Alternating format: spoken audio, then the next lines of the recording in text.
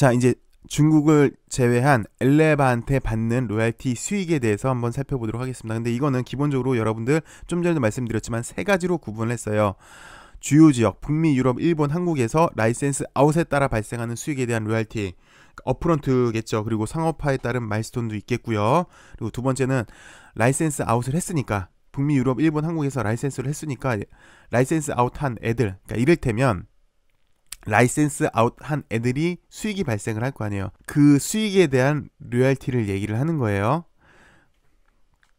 세 번째는 이제 기타 지역 직접 판매에 대한 거고요.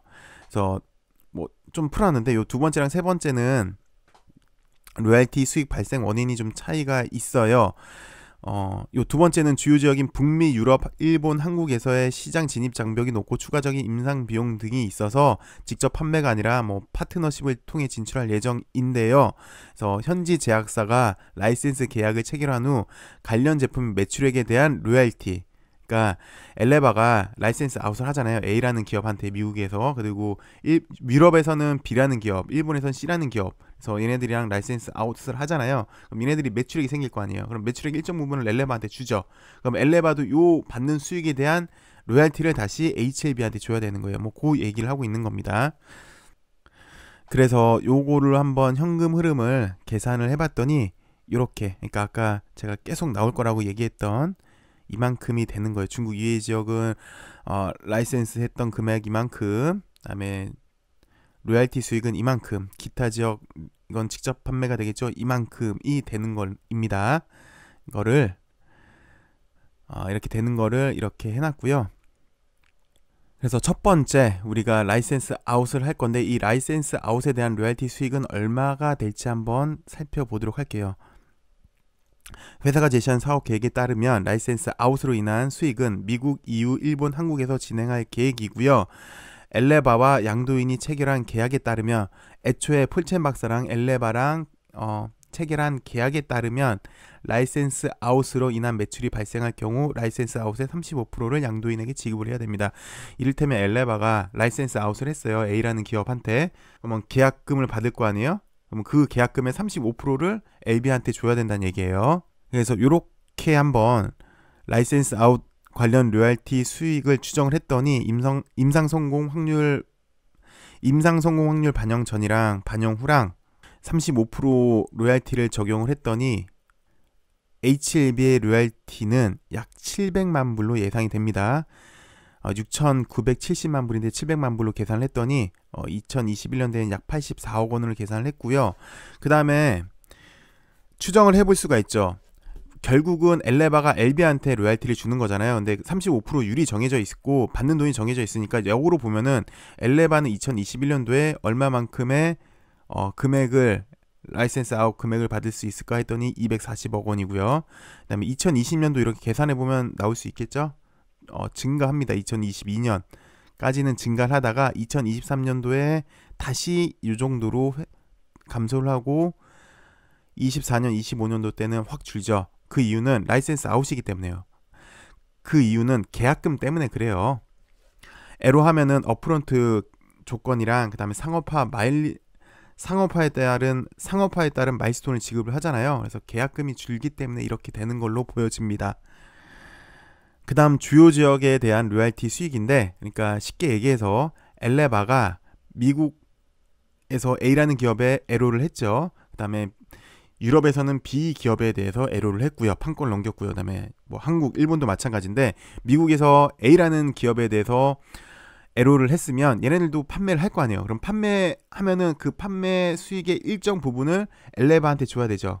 근데 엘레바는 이거를 받고 일정 부분을 다시 LB한테 줘야 되는 거예요. 이 주요 지역에 대한 로얄티 수익에 대해서 이제 한번 살펴볼 건데요. 엘레바 사업 계획에 따르면 여기 북미, 유럽, 한국 등은 시장 진입 장벽이 높고 추가적인 임상시험 비용 부담 등의 문제로 직접 판매가 아닌 현지 제약사와의 파트너십을 통해 진출할 예정입니다. 현지 제약사와 라이센스 계약 체결한 후 관련 제품 매출액에 대한 로얄티, 좀 전에 말씀드렸던 수익을 현재 제약사로부터 수령하고 수령한 로얄티 수익의 일부를 다시 LB한테 지급하는 겁니다. 그래서 매출액의 추정 방법을 봤더니요. 성인 인구를 한번 살펴봤고요. 변수로 각종 암 발병률을 고려하여 투약 대상자를 추정했다고 합니다. 그 다음에 시장 점유율도 변수로 넣었고요. 사이클당 평균 투약 횟수, 그 다음에 판매 단가, 그 다음에 로열티의 평균율을 봤더니 평균값은 약 5.56%가 됐네요. 이런 변수들을 다 고려해서 북미 지역에서, 첫 번째 북미 지역에서 위암 3차 관련은 얼마만큼일까라고 예상을 했다고 합니다. 그랬더니 아까 좀 전에 보여드렸던 만 20세 이상 인구, 여기 투약 대상자, 시장 점유율, 투여자, 평균 투여 횟수, 판매 단가를 계산하고 로열티율도 평균 로열티율로 계산을 하니까 2022년도부터 해서 약 11만 불 정도 매출액이 예상이 되어 2022년도부터 시작이네요. 그 다음에 북미 지역의 위암 2차도 추정을 해봤더니 아까 만 20세 이상 인구, 투약 대상자, 시장 점유율 등등등등을 고려했더니 로열티 수익이 2026년부터 나올 것 같고 약 10만 불이 안 되네요. 그 다음에 대장암 3차, 북미 지역에서 대장암 3차는 이런 변수들을 고려해서 봤더니 2025년부터는 약 20만 불. 그 다음 북미 지역의 선양 남성암종 1차를 추정을 했더니 2026년부터 약 3만 5천 불. 그 다음에 북미 지역의 가남 1차는, 가남 1차니까 좀 더 높겠죠. 2025년부터는 약 150만 불. 그 다음에 유럽 지역입니다. 유럽 지역도 똑같이 했어요. 북미 지역이랑 위암 3차 2024년부터 이만큼 나오고요. 위암 2차 이렇게 고려했더니, 변수를 고려를 했더니 이렇게 나오는데 얘는 2027년부터인 것 같아요. 그 다음에 대장암 3차 유럽에서의 변수를 고려하고 봤더니 2026년부터 이만큼, 선양 남성암종은 뭐 적겠죠. 얘도 여기 뒤에인 것 같고, 가남 1차 유럽에서의 가남 1차도 이렇게 고려했더니 얘는 좀 높겠죠. 2023년부터 약 이만큼. 그 다음에 일본의 위암 3차 똑같이 변수를 고려했더니 여기 2023년부터 이만큼의 매출액이 나올 것 같고요. 위암 2차도 이렇게 될 것 같고, 대장암 3차도 똑같이 했더니 이렇게 나오고요. 선양남성암종 1차도 이렇게 변수를 적용을 했더니 여기 뒤에 있을 것 같고요. 가남 1차도 해서 이렇게 변수를 고려했더니 26년이네요. 일본은 이렇게 나올 것 같고, 한국도 위암 3차 변수 고려했더니 여기 2022년부터 이만큼 나오고, 위암 2차 같은 경우는 변수를 고려했더니 2026년부터 나오고요. 대장암 3차를 했더니 2025년부터 이만큼 나오고요. 선양 남성암종도 뭐 계산을 했더니 이만큼 나오고요. 가남 1차로 했더니 25년부터 이렇게 나오는데, 이렇게 추정된 엘레바가 수령을 하잖아요. 북미, 일본, 유럽, 한국 이렇게 수령하잖아요. 요 매출액을 추정을 했잖아요. 근데 요 매출액을 봤는데 이 매출액의 20%를 이제 LB가 받아오는 거죠. 그래서 첫 번째는 라이센스 아웃 금액, 두 번째는 라이센스 아웃을 하는데 그 상대방 회사가 매출액에 대해서 엘레바가 수익을 추정을 하죠. 그 수익의 20%를 갖고 오는 겁니다. 그래서 또 계속해서 이 얘기가 나와요. 아까 보여드렸던 표예요. 이 표가 요거 중국 이외의 지역 라이센스 아웃, 요건 여기까지 본 거고, 그 다음에 로열티 수익, 판매 수익에 대한 로열티 수익 또 보시면 이렇게 증가를 합니다. 아까도 설명을 드렸지만 이렇게 증가를 해요. 그래서 북미, 유럽, 일본, 한국에 대한 엘레바 수익이에요. 이거는 엘레바 수익. 그래서 역으로 계산하면 엘레바 수익도 여러분들 하실 수 있을 거예요. 2022년도에 이만큼 수익인데 요만큼 엘레바가 받는 거에 대해서 20%로 했더니 LB는 이만큼 받더라. 23년도에는 이만큼 받고 어찌되었건 계속해서 적응증이 확대가 되니까 로열티 수익이 증가를 하게 되네요. 그래서 지금까지는 요 주요 지역 로열티 수익에 대해서 알아본 거예요. 요거에 대해서, 요 라인에 대해서. 자, 마지막으로 기타 지역에 대한 로열티 수익, 그 다음에 주요 국가, 그러니까 미국, 북미, 유럽, 한국, 일본을 제외한 기타 지역 로열티 수익에 대해서 설명을 드리도록 할게요. 주요 지역을 제외한 기타 지역, 인도, 오세아니아, 멕시코 등은 현지 제약사의 라이센스 계약이 아닌 현지 디스트리뷰터를 통한 직접 판매할 계획입니다. 직판입니다. 직접 판매를 통해 발생한 매출액의 일정 부분을 양도인에게 로열티를 지급하게 됩니다. 추정 방법은 여기 좀 전에 했던 주요 지역 북미, 유럽이랑 했던 방법과 동일한데 로열티율만 차이가 난다고 합니다. 그래서 보면은 매출액 250만 불까지는 6%, 250만 불부터 500만 불까지는 8%, 뭐 초과할 경우는 10% 요거 로얄티만 차이가 있는데요. 했던 거 추정치를 살펴보니 23년도에는 인도에서 이만큼, 오세아니아에서 이만큼, 멕시코에서 이만큼, 기타 지역에서 요만큼 나와서 약 이만큼의 수익이 예상이 됩니다. 우리가 다시 한번 또 살펴봐야 되겠죠. 기타 지역 로얄티 수익은 23년부터 이만큼씩 증가를 할 걸로 보여지는데 증가하는 속도가 빠르네요. 3배, 2배, 또 3배, 2배 이상 이렇게 됩니다. 자, 이제 우리가 다 알았잖아요. 중국의 로얄티 수익, 중국 이외의 지역에 대해서 라이센스, 그다음에 로얄티 수익, 기타 지역 로얄티 수익을 해서 현금 흐름이 이만큼 나왔어요. 이만큼 나온 거를 어떻게 계산하냐고 이제 살펴보는 겁니다. 그랬더니 일단 법인세 비용을 빼야 되겠죠. 다 아시다시피. 그래서 로얄티 수익은 한국 법인회사의 회사로 유입되기 때문에 한국 법인세율을 적용을 한 거고요. 그다음에 순운전 자본 증감을 해줘야 돼요. 뭐 이런 거 있는데 별로 중요하진 않고 뭐 이렇게 해야 되겠구나라는 것만 아시고요. 그다음에 가중평균 자본 비용, 기업의 미래 영업에 대한 불확실성이 있잖아요. 뭐 충분히 좀 전에 표에 대해서는 이만큼의 현금 흐름이 있을 걸로 예상이 되는데 저건 어디까지나 예측치이고 기업은 영업 활동을 함에 있어서 항상 위험이 있기 때문에 위험 프리미엄을 요구하게 됩니다. 그래서 위험 프리미엄을 뭐 이런 식으로 계산하는데 요런 게 있다더라 라는 것만 아시면 될 것 같고요. 그 다음에 동종 기업도 선정을 해야 되겠죠. 쓸데없이 정말 여기 항암 신약이 아닌 다른 뭐 비타민 만드는 회사 이렇게 비교하는 건 좀 그렇고요. 그래서 동종 기업도 선정을 이렇게 했고요. 그래서 평가 대상의 영업 가치를 총 추정을 했습니다. 이거 어서 많이 봤죠?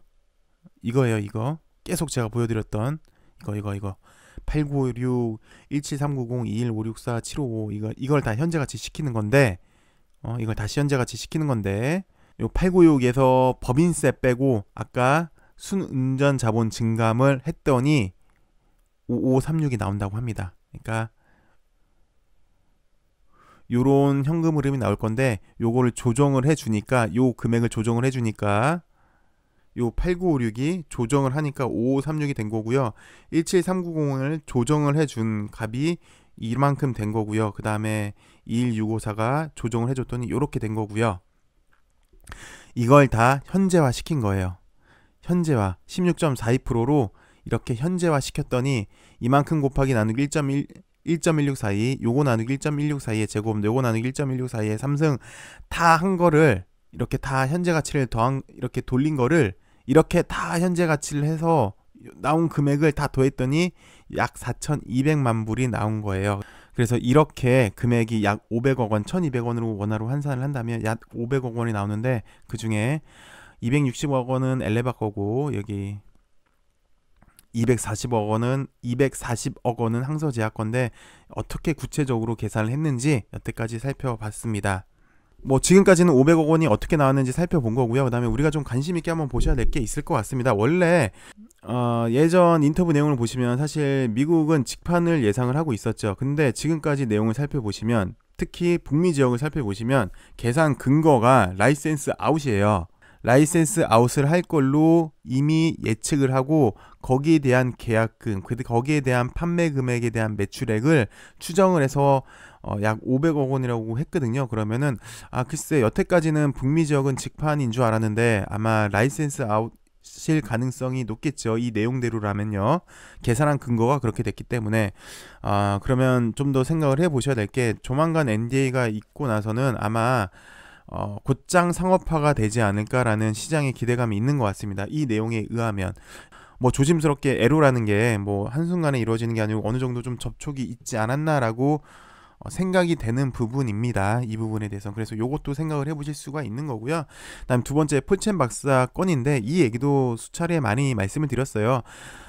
이거는 계약이기 때문에 회사랑 뭐 법인과의 계약이기 때문에 어느 일방 당사자만 유리할 수 있는 계약은 아닐 거예요. 그래서 쉽게 얘기해서 LB가 500억 주고 사왔기 때문에 앞으로 500억 원 정도의 현재 가치가 추정이 된다라는 게 지금 여태까지 내용이었잖아요. 근데 그러면 LB가 도대체 왜 줬느냐? 폴첸 박사는 뭐 미리 받나 나중에 받나 똑같은 거네 라는 얘기가 나올 거예요. 대신 차이가 있는 거는 폴첸 박사가 500억 원을 받았고 그 중에 180억 원은 이제 본인이 소유하고 되는 거고 320억 원 정도로 이제 HLB의 주식을 살 거잖아요.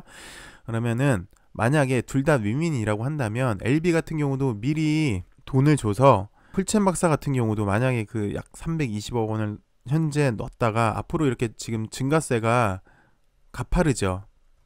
이게 증가세가 가파른데 특히 여기 나중에 갈수록 그래서 회사 가치가 높아지고 주식 가치가 높아진다면 풀첸 박사도 이익이지 않을까 싶어요. 물론 LB도 뭐 500억이 나갔는데 결론은 180억밖에 안 나간 거예요. 500억 중에 320억 원 다시 회사 자본금으로 들어왔잖아요. 그래서 둘 다 윈윈이지 않을까 라는 생각에서 말씀을 드렸습니다. 오늘 그동안 궁금했던 로얄티 내용에 대해서 살펴봤고요. 남은 주말도 즐거운 주말 보내시고 내일 좋은 소식으로 여러분들 찾아뵙겠습니다. 감사합니다.